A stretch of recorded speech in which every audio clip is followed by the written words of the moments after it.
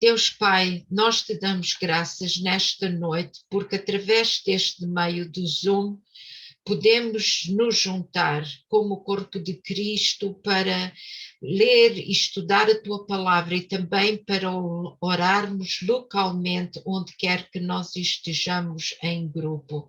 Senhor, pedimos a tua unção esta noite sobre a tua palavra, a tua unção vindo sobre os nossos corações, abrindo o nosso entendimento. Vem dar-nos a revelação da tua palavra e do teu Espírito. E peço também, Senhor, que ao abrir os nossos corações e o nosso entendimento, que durante o tempo de oração tu possas trabalhar conosco profundamente. Vem, Senhor, remodelar a nossa vida, vem nos fortificar, vem nos ensinar, Senhor, da maneira como que tu queres que nós andemos. Em nome de Jesus, te agradecemos desde já aquilo que farás em nós. Portanto, voltando àquilo que muito rapidamente que estudámos a semana passada, portanto, esta série de pensamentos e meditação está baseada no livro de Mateus, no capítulo 24 e 25, em duas perguntas que os discípulos fizeram a Jesus, e uma dessas perguntas era: que sinal haverá da tua vinda e do fim da era? Isto são duas perguntas, portanto, qual é o sinal da tua vinda e qual é o sinal do fim da era? Algumas traduções dizem do fim do mundo, não é? E para estas duas perguntas que os discípulos fazem a Jesus, perguntas estas que até estão sendo feitas hoje em dia. O que é que isso está a passar? Estamos a chegar ao fim do mundo, não é? Estamos a chegar ao fim desta era. O que é que se passa? Quando e quais são os sinais da vinda do Senhor? E Jesus respondeu a estas perguntas com duas respostas em forma de parábolas.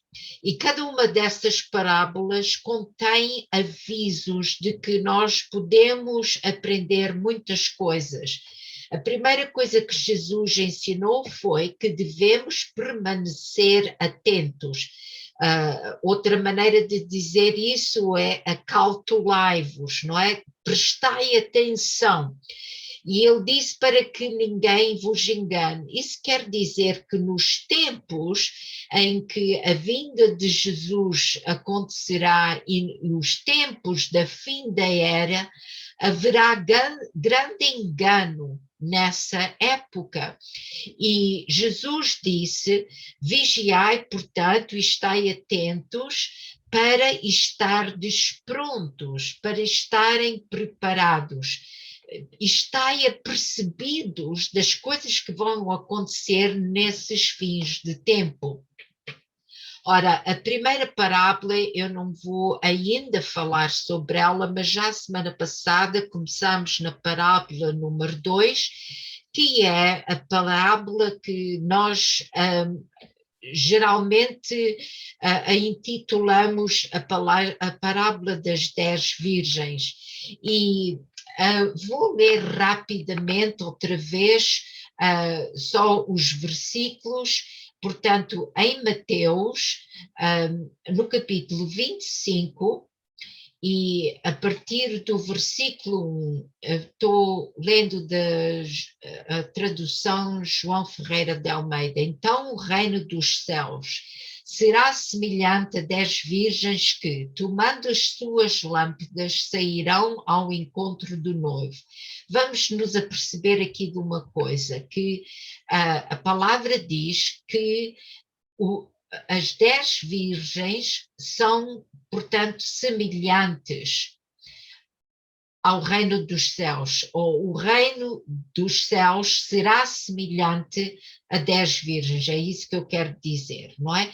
Há aqui, portanto, um exemplo, não é que, quando nós vemos uma parábola, não é doutrina, é um exemplo. Então vamos entender que Jesus está a ensinar por exemplos, e através dos exemplos nós chegamos a entender profundos, como é que é dizer, profunda sabedoria, é isso que eu quero dizer, que às vezes se tentássemos pôr em palavras não chegaríamos lá. E então quando ele diz que o reino dos céus é semelhante a 10 virgens, que saem ao encontro do noivo. A semana passada eu já disse que as 10 virgens não são as 5 noivas do noivo, ok? Elas fazem parte do cortejo do noivo, elas não são noivas para o noivo. Então vamos lá ver o que diz no versículo 2: 5 delas eram insensatas e 5 prudentes. Ora, as insensatas, tomando as lâmpadas, não levaram azeite consigo. As prudentes, porém, levaram azeite em suas vasilhas juntamente com as lâmpadas. E tardando o noivo, cochilaram todas e dormiram. Uma outra tradução diz: e, entretanto, o noivo demorou a chegar e todas ficaram com sono e adormeceram. Hoje eu só vou ficar com este versículo e vamos estudar este versículo. O noivo demorou a chegar e todas ficaram com sono e adormeceram. Este conceito de o noivo demorou a chegar, o noivo tardou. Não se trata apenas de um exemplo, a história que Jesus está a contar, o exemplo que ele está a dar, é uma coincidência, não é? Ele podia se ter apressado, tanto como se podia ter atrasado. Há já aqui um pequeno inuendo que nós temos que apanhar para entender em profundidade o que é que Jesus estava a ensinar através desta parábola.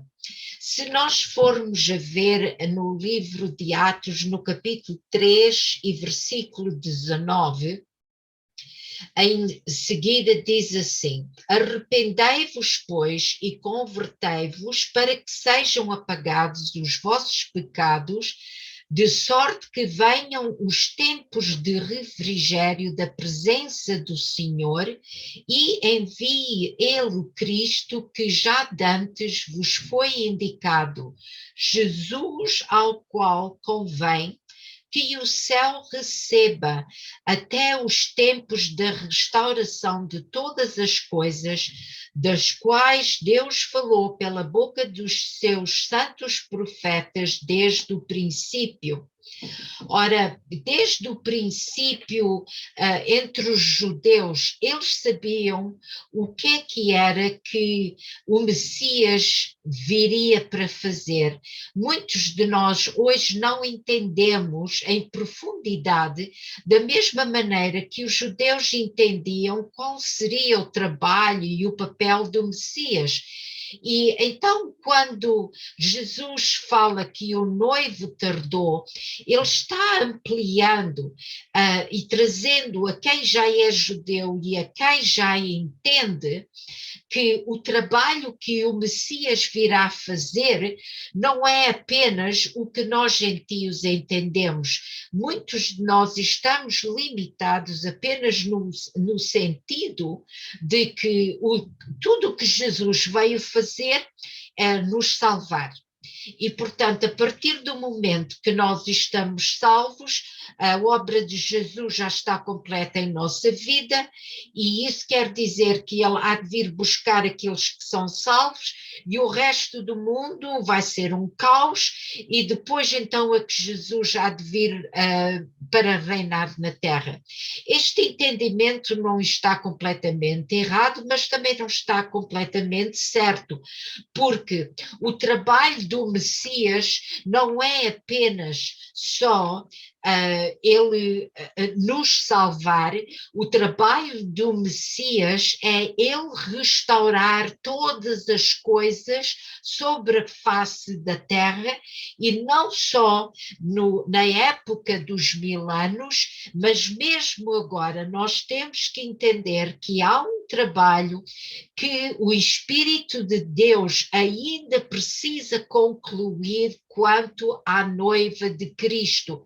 Então, o que nós temos são 10 virgens que estão neste cortejo, estão convidadas a participar no cortejo do noivo, e todas elas adormecem, porque o tempo que o noivo vai demorar para vir não é apenas um mês, uma semana. Se nós formos a ver, já se passaram quase 2000 anos, e então nós temos que entender que no fim da época dos gentios vai haver o que a Bíblia chama da colheita.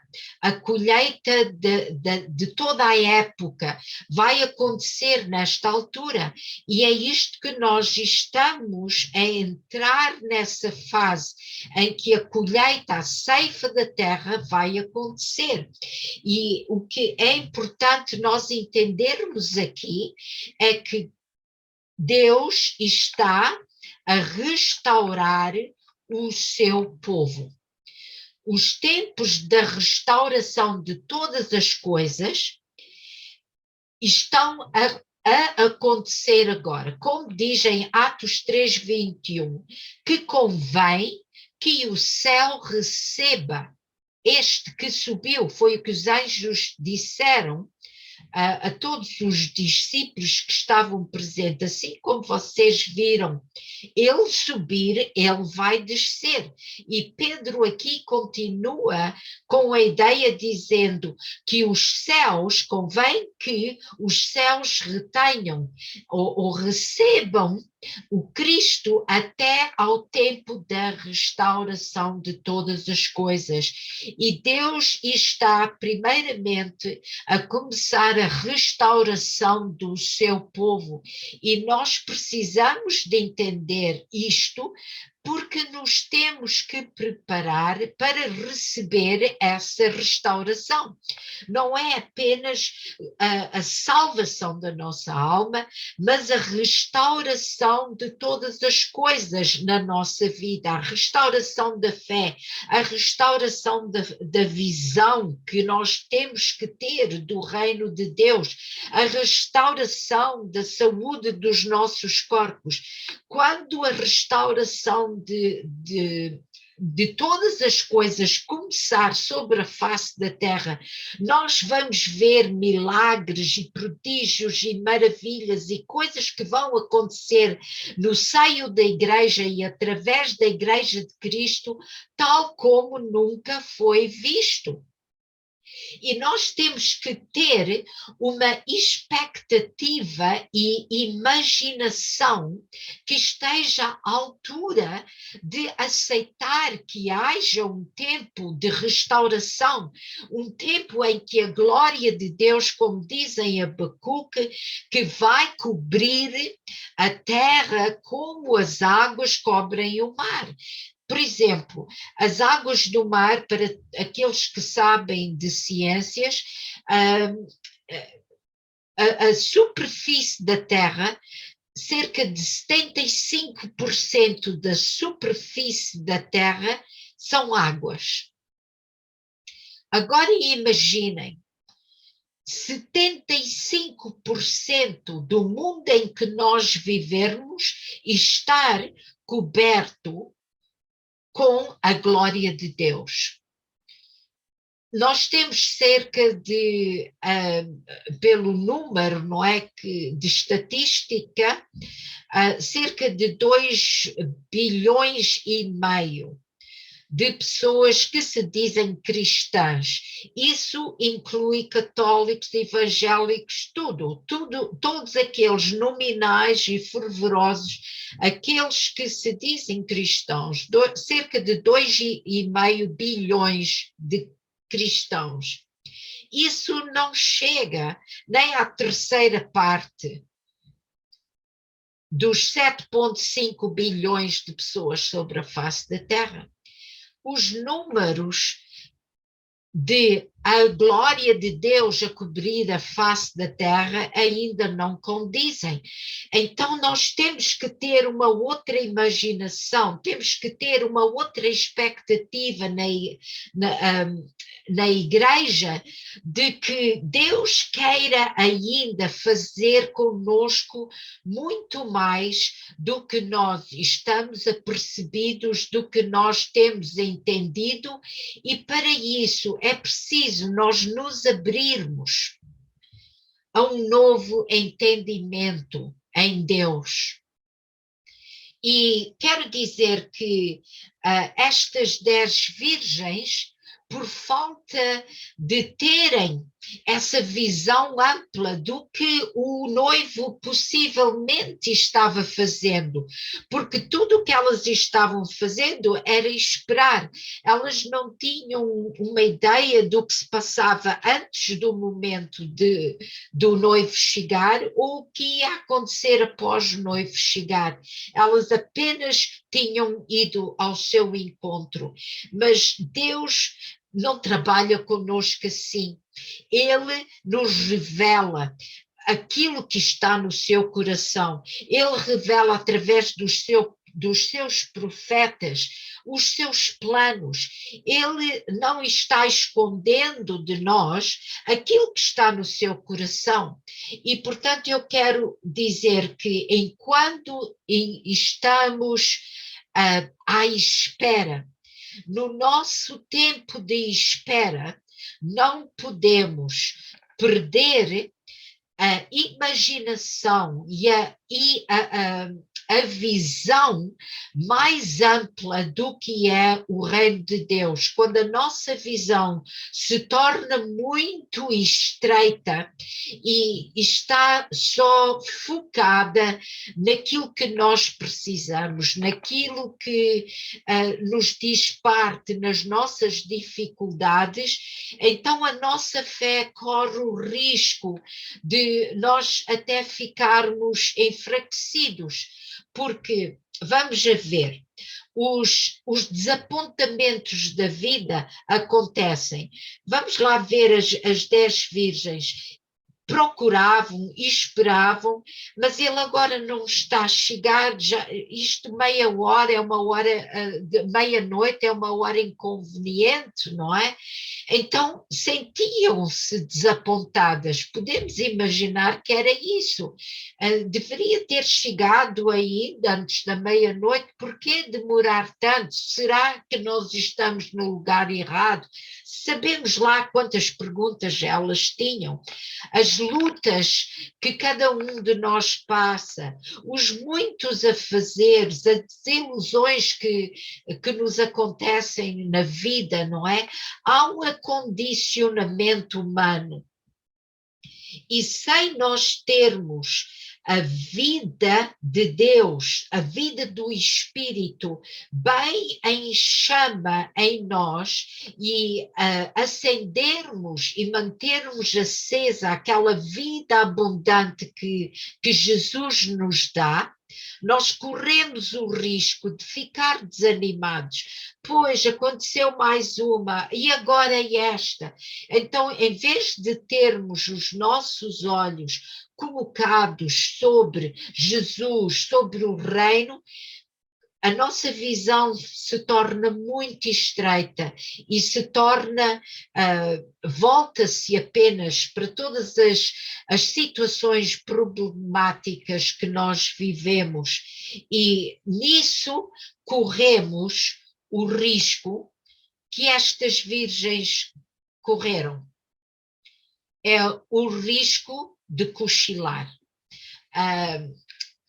O ter cochilar, não é? Ou ter sonolência, ou ficar com sono, é uma coisa natural que acontece a todos nós.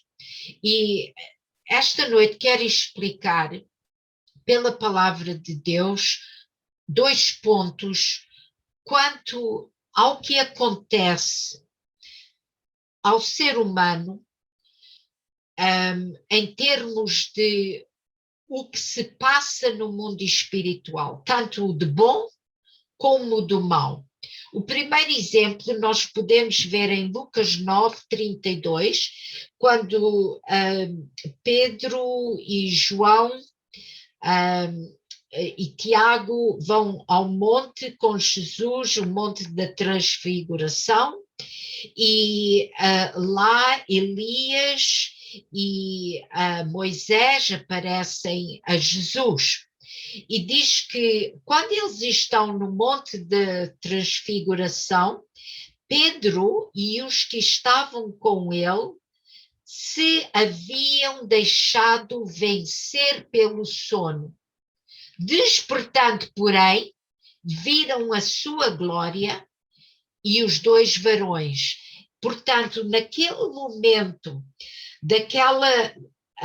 da glória de Deus baixar sobre o monte de transfiguração, Tiago, Pedro e João, a reação natural que eles tiveram foi uma de sonolência, porque o peso da glória de Deus era tanta que eles deixaram-se adormecer, mas depois despertaram e viram a sua glória, viram a glória de Jesus completamente transfigurado e com ele Moisés e Elias. Portanto, dou-vos esse exemplo que acontece que muitas vezes quando a glória de Deus baixa, as pessoas caem de sono, e eu não estou aqui a referir àqueles irmãos que assim que o culto começa e o pastor começa a pregar, eles já estão a dormir. Não é disso que eu me estou a referir. Eu estou a me referir a outros exemplos que até aparecem na Bíblia, onde a pessoa cai com a presença de Deus e entra numa sonolência, porque o peso da glória de Deus é tão grande, mas a pessoa está apercebida de algo. Portanto, esta é a parte positiva de entrar em sonolência. Mas há também a parte negativa, e nessa parte nós vamos dar o exemplo de Jesus no jardim de Getsemane. Ele fala aos discípulos que 3 vezes adormeceram. Porquê? Porque o seu coração estava com um grande peso. Jesus foi interceder, Jesus foi orar, ele lutou no espírito, mas os discípulos não conseguiam, porque o peso daquela hora, o peso espiritual daquela hora era tão grande demais para eles, e eles adormeceram. Portanto, já vos dei a parte positiva, já vos dei a parte negativa. E quero dizer que isto também acontece conosco. Há certos pesos de tristeza e coisas que acontecem na nossa vida que nos podem levar ao ponto de adormecermos no espírito. E Jesus disse aos discípulos que adormeceram: vigiai e orai para não cairdes em tentação. O mesmo aviso que ele deu a eles vigora para nós hoje. Mas, por último, quero dar um pequeno ensino sobre o que a Bíblia chama o espírito de sonolência, ou vamos lá usar a palavra da tradução João Ferreira de Almeida, onde diz o espírito de entorpecimento. E para saber onde que isto está escrito, é em Romanos 11, no versículo 8. E vou ler apenas, portanto, em Romanos 11, 1, eu vou ler rapidamente. Pergunto, pois, acaso rejeitou Deus ao seu povo? De modo nenhum, porque eu também sou israelita, da descendência de Abraão, da tribo de Benjamim. Aqui Paulo está falando com os crentes, aos romanos, e ele está respondendo a perguntas que eles fazem quanto a Deus talvez nos rejeitar, talvez eu não sou bom que chegue, talvez eu não tenha perfeição de vida perante Deus. Eram estas as perguntas que estas pessoas estavam fazendo. E Paulo diz, Deus não rejeitou ao seu povo que antes conheceu. Ou não sabeis que diz a Escritura acerca de Elias, como ele falava a Deus contra Israel, dizendo, Senhor, mataram os teus profetas e derribaram os teus altares, só eu fiquei e procuram tirar-me a vida. Vamos ver o que é que está a acontecer aqui. Elias tinha aquele sentimento, sou eu o único, eu estou abandonado, não há mais ninguém. Há aquele sentimento de, oh Deus, leva-me para ti porque eu já não estou cá a fazer nenhum, eu não tenho mais nada a dar, eu estou só, e diz lá que Deus responde desta maneira. Eu reservei para mim 7.000 varões que não dobraram os joelhos diante de Baal. Assim, pois, também no tempo presente ficou um remanescente segundo a eleição da graça. Mas se é pela graça, já não é pelas obras, de outra maneira, a graça já não é graça. E é sobre este remanescente de que Paulo fala em Romanos, no capítulo 11, versículos 5 e 6, onde ele diz, ficou um remanescente segundo a eleição da graça. Deus sempre guarda um remanescente para si mesmo. E este remanescente é segundo a eleição da graça. A graça de Deus é dada gratuitamente a todas. A eleição é feita por aqueles que elegem receber esta graça. Não é que Deus faz a escolha, este é para mim, aquele não é para mim. A eleição somos nós que a fazemos em dizer, Senhor, eu recebo a tua graça, eu dependo de ti, eu dependo da graça que tu me dás para viver neste momento como a semente remanescente de Deus na terra. Em Atos, no capítulo 20 e versículo 32, diz assim, agora, pois, vos encomendo a Deus e à palavra da sua graça, aquele que é poderoso para vos edificar e dar herança entre todos os que são santificados. Vou ler este versículo outra vez, Atos 20, 32. Agora, pois, vos encomendo a Deus e à palavra da sua graça, àquele que é poderoso para vos edificar. Vejamos, a palavra da sua graça é que nos vai edificar e dar herança. entre todos os que são santificados.